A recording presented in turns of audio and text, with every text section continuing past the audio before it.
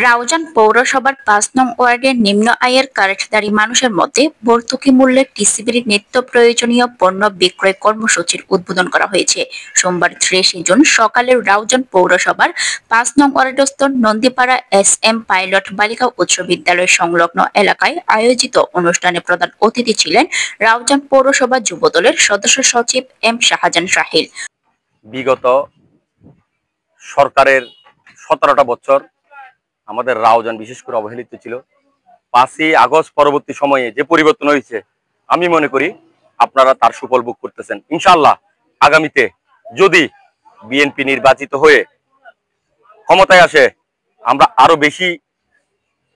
আরো ভালোভাবে নাগরিক সুবিধা আমরা আপনাদের দোরগোড়ায় পৌঁছায় দিতে পারবো বলে আশা রাখি। প্রিয় এলাকাবাসী, আমাদের প্রিয় নেতা জননেতা জনাব গিয়াসউদ্দিন কাদের চৌধুরী সব সময় আপনাদের খবরাখবর নেন, আপনাদের খোঁজখবর আমাদের মাধ্যমে রাখেন। আপনাদের সুখে দুঃখে সব সময় উনি আপনাদের পাশে আছে। এই যে সকল নাগরিক সুযোগ সুবিধা সবই আপনাদের জন্য, উনি আপনাদের জন্য আরো ভালো ভালো সুযোগ সুবিধা নির্ধারণ করতেছেন, যেগুলো আগামীতে আপনারা ভোগ করবেন।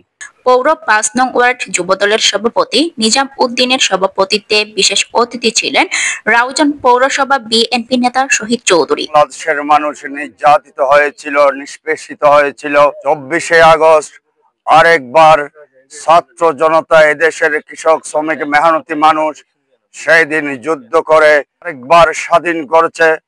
এই স্বাধীনতার সুফল আজকে রাউজানের প্রত্যেকটা ওয়ার্ড, প্রত্যেকটা ইউনিয়নে। এ সময় উপস্থিত ছিলেন দিদার আলী, রিয়াদ চৌধুরী, এরশাদ মিজান, জাকির হোসেন রকি, মোহাম্মদ রাজু, মঞ্জু, তানবীর হোসেন, রবি সহ আরো অনেকে। News desk, Raozan TV. সমস্যা তো নাই না, কিছু মিলে সমস্যা আর কি, তো অসুবিধা নাই। ওনারা পাশে আরো আছে এবং আরো নেতৃবৃন্দ সবসময় ওনারা পাশে আছে। ওনারা সুযোগ সুবিধা